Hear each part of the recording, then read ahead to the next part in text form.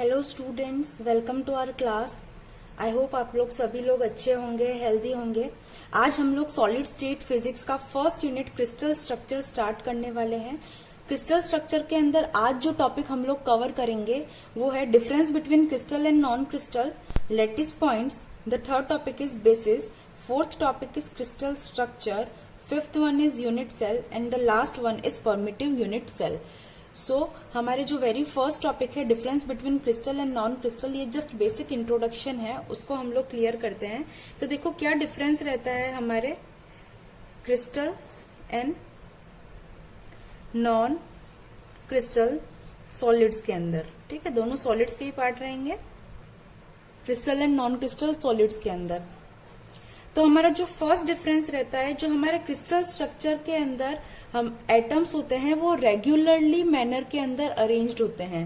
Regular manner का क्या मतलब हुआ, सपोज करो ये मेरा कोई एटम है तो ये किसी पर्टिकुलर डिस्टेंस पर क्या करेगा, खुद को रिपीट करेगा। देखो इस तरीके से यहाँ पर इसका क्या हो रहा है, रिपीटिशन हो रहा है। यहाँ पर मैं आपको 2 डायमेंशन के अंदर शो कर रही हूँ। ये जो रिपीटिशन होता है वो तीनों डायमेंशन के अंदर होता है। देखो ये इसके पीछे ये जो 3D में आप इसको एक बार विजुअलाइज कर सकते हैं। यहाँ पर भी क्या रहेंगे, एटम्स लोकेटेड रहेंगे कुछ इस तरीके से। और ये जो भी इनकी लोकेशन होगी या जो भी इनकी अरेंजमेंट होगी वो कैसे होगी, रेगुलर मैनर के अंदर होगी। जबकि इसके विपरीत नॉन क्रिस्टलाइन सॉलिड के अंदर क्या रहता है, इनका अरेंजमेंट रैंडम रहता है। इनका रैंडम अरेंजमेंट रहता है या इररेगुलर अरेंजमेंट रहता है। सपोज करो यहाँ पर मेरे पास में 5 एटम्स आ गए, यहाँ पर 3 हो गए, 2 एटम्स यहाँ पर आ गए, अगेन 2 एटम्स यहाँ पर आ गए, 2 एटम्स। तो इस तरीके से जो अरेंजमेंट होगा, irregular arrangement of atom in any solid is called non crystalline solid. Okay, first point I hope आप लोगों को समझ में आया होगा। सेकेंड जो पॉइंट का डिफरेंस रहता है, इनको हम लोग ट्रू सॉलिड कहते हैं।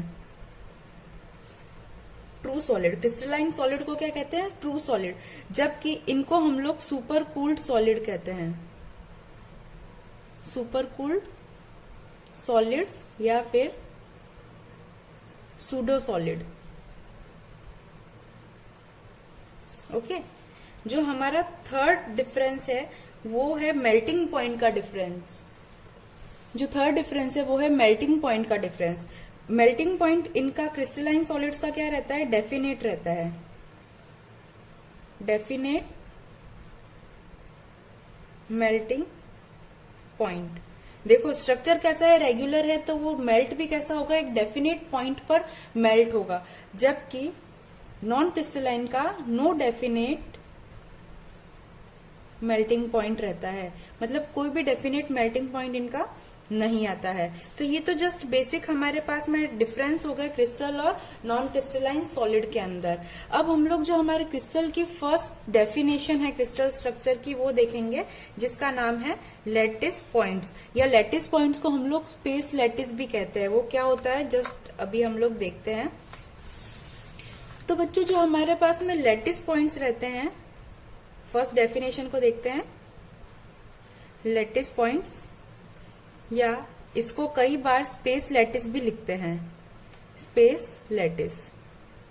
तो लैटिस पॉइंट और स्पेस लैटिस किसी भी क्रिस्टल सॉलिड के अंदर वो बिंदु या वो पॉइंट होते हैं जिनकी सराउंडिंग, जिनका जो वातावरण है वो एकदम आइडेंटिकल या सिमिलर रहे और वो खुद को हर डायरेक्शन के अंदर क्या करे, रिपीट करे।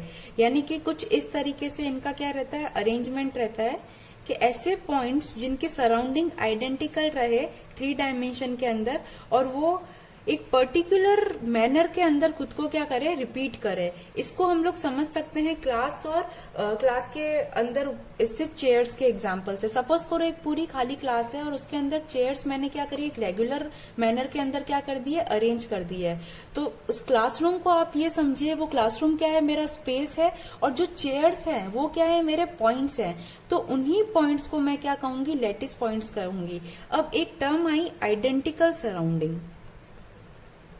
आइडेंटिकल सराउंडिंग, इसका क्या मतलब होता है, आइडेंटिकल सराउंडिंग का मतलब रहता है कि अगर मैं इस पॉइंट पर खड़ी हूं तो इस पॉइंट से अगर मैं इस डायरेक्शन के अंदर देखूं, इस डायरेक्शन कोई भी डायरेक्शन के अंदर देखूं तो मुझे जो मेरे सराउंडिंग या मेरे आसपास का जो वातावरण है वो कैसा लगेगा, आइडेंटिकल लगेगा, मतलब एक समान लगेगा। अब एक जगह पे खड़े होकर के तो मैं आइडेंटिकल बता नहीं सकती कि यहां से मुझे आइडेंटिकल लग रहा है, नहीं।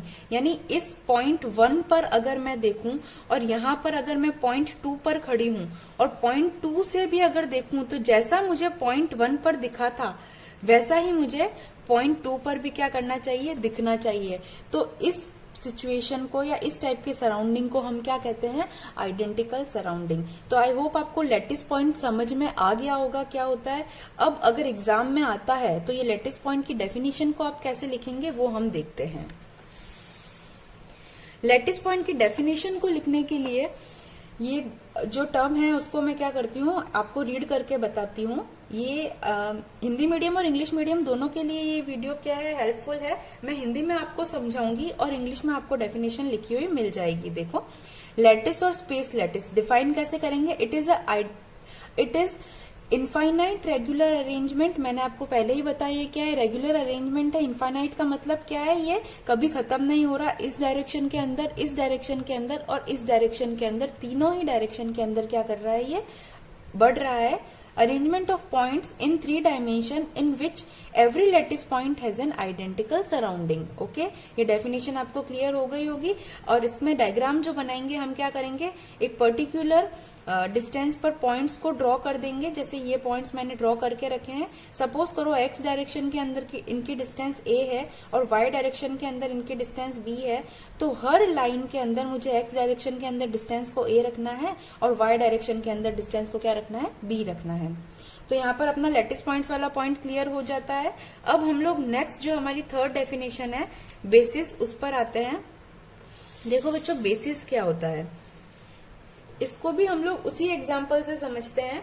जैसे कि मैंने आपको क्लासरूम का एग्जाम्पल दिया था कि क्लासरूम में अगर मेरे पास में किसी खाली क्लासरूम, जिसको मैंने स्पेस कह दिया, उसमें जो चेयर्स है उनको मैंने लैटिस पॉइंट कह दिया। तो अगर उन चेयर्स पर आप लोग स्टूडेंट्स आकर के बैठ जाओ तो उस टाइम आप जो स्टूडेंट्स होंगे वो क्या कहलाएंगे, बेसिस कहलाएंगे। ये तो आपके एग्जाम्पल की मदद से समझ लिया। और इसी को हमको सॉलिड स्टेट की टर्म में समझना होगा।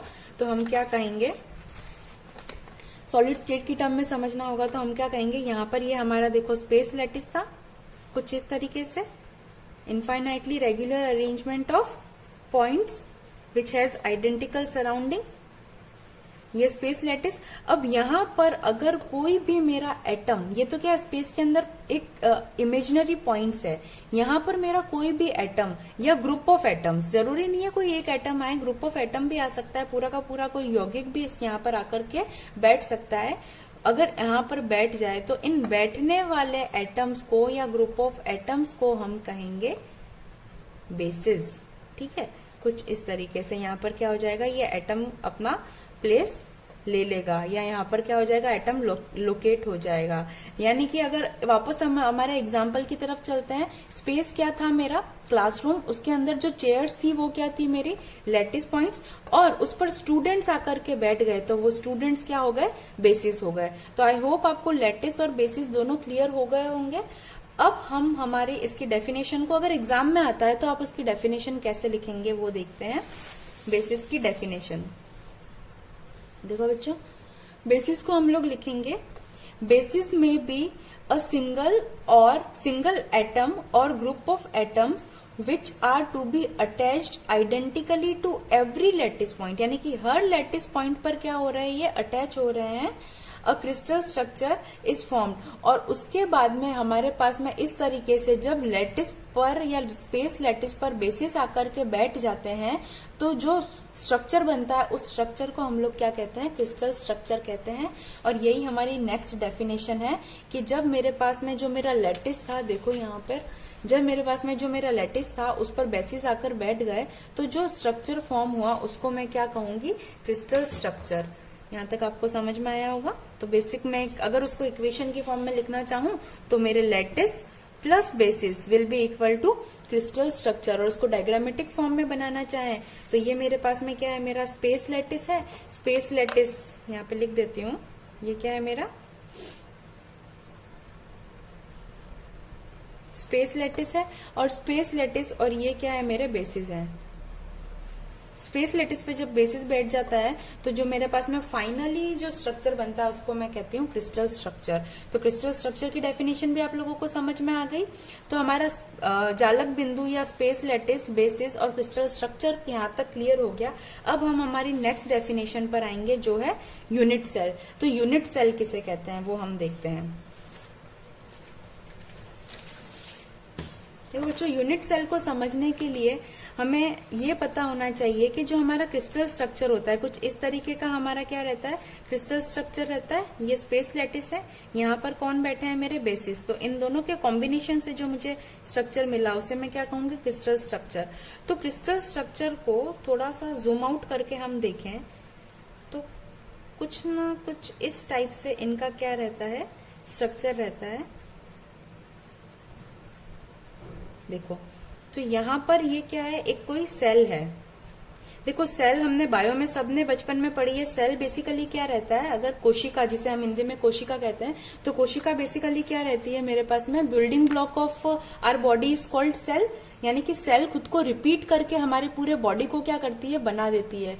इन द सेम वे अगर किसी क्रिस्टल स्ट्रक्चर का एक ऐसा यूनिट या एक ऐसी इकाई जो खुद को रिपीट करके पूरे क्रिस्टल स्ट्रक्चर का फॉर्मेशन कर देती है, वह न्यूनतम इकाई या वो मिनिमम यूनिट जो खुद को रिपीट करके पूरे क्रिस्टल स्ट्रक्चर का फॉर्मेशन कर देती है, उस टाइप की यूनिट को मैं क्या कहूंगी, यूनिट सेल।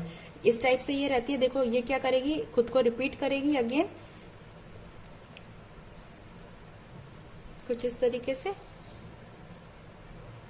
तो मेरे पास में ये देखो एक नई यूनिट बन गई। इसी तरीके से ये इधर भी क्या करेगी, रिपीट करेगी वापस।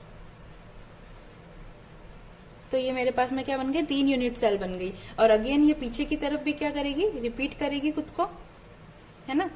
तो इस तरीके से क्या होगी, मेरे पास में टोटल क्रिस्टल स्ट्रक्चर का फॉर्मेशन हो जाएगा। और ये जो सेल है जो रिपीट हुई है उसको मैं क्या कहूंगी, यूनिट सेल। यहाँ तक आप लोगों को समझ में आ गया। तो अब हम लोग यूनिट सेल की डेफिनेशन को देखते हैं कि यूनिट सेल को डिफाइन कैसे करेंगे। इसकी डेफिनेशन के लिए हम पढ़ते हैं, it is a geometric pattern. Geometric pattern को हिंदी में कहेंगे हम लोग ज्यामितीय संरचना। यह एक ज्यामितीय संरचना है। It is a geometric pattern which repeats itself through the 3 dimensional pattern. 3 dimensional pattern का क्या मतलब हो गया, ये देखो इस डायरेक्शन के अंदर भी रिपीट हो रही है, ऊपर की तरफ भी रिपीट होगी और यहाँ से बाहर की तरफ भी क्या रहेगी, रिपीट करेगी खुद को। ठीक है। It generates the crystal lattice when repeated in space identically. ये अगर खुद को रिपीट करेगी तो पूरे के पूरे क्या कर देगी, अपने क्रिस्टल स्ट्रक्चर का फॉर्मेशन कर देगी। ठीक है। और जो स्टार मार्क करके पॉइंट लिखा है, जैसे हम लोग बायो में सेल की डेफिनेशन पढ़ते थे उसी तरीके से हम यूनिट सेल को भी डिफाइन कर सकते हैं। It behaves like a building block in a crystal. जैसे सेल क्या करती है, बिल्डिंग ब्लॉक होती है अपनी बॉडी का, वैसे ही क्रिस्टल का जो बिल्डिंग ब्लॉक होता है वो क्या होती है, यूनिट सेल होती है। ओके। अब हमारी जो नेक्स्ट डेफिनेशन थी यूनिट सेल के बाद में परमिटिव यूनिट सेल की, उसको हम लोग देखते हैं। देखो primitive unit cell basically unit cell का ही एक टाइप है जो क्या करता है, जिसका वॉल्यूम क्या रहता है, मिनिमम होता है। यानी कि वॉल्यूम क्या रहेगा, मिनिमम रहेगा। और वो यूनिट सेल जिसके जस्ट कॉर्नर्स पर, पहले एक यूनिट सेल को मैं बनाती हूँ। ये मेरी क्या है, कोई यूनिट सेल है। इसके जस्ट कॉर्नर्स पर ही अगर मेरे पास में लैटिस पॉइंट हो, उसके अलावा कहीं पर भी लैटिस पॉइंट नहीं हो, तो इस टाइप की यूनिट सेल को मैं क्या कहूंगी, प्रिमिटिव यूनिट सेल। तो यही इसकी डेफिनेशन है। देखो इसकी डेफिनेशन भी हम लोग देख लेते हैं। प्रिमिटिव यूनिट सेल की डेफिनेशन क्या कहती है, a type of unit cell which contain lattice point at corners only, जो मैंने आपको अभी बताया, and has minimum volume is called primitive unit cell, जिसकी वॉल्यूम क्या रहती है, मिनिमम रहती है। अगर इसका डायग्राम बनाने को आए तो आप कैसे बनाओगे, एक यूनिट सेल मुझे ड्रॉ करनी है जैसे मैंने ऊपर ड्रॉ करी थी।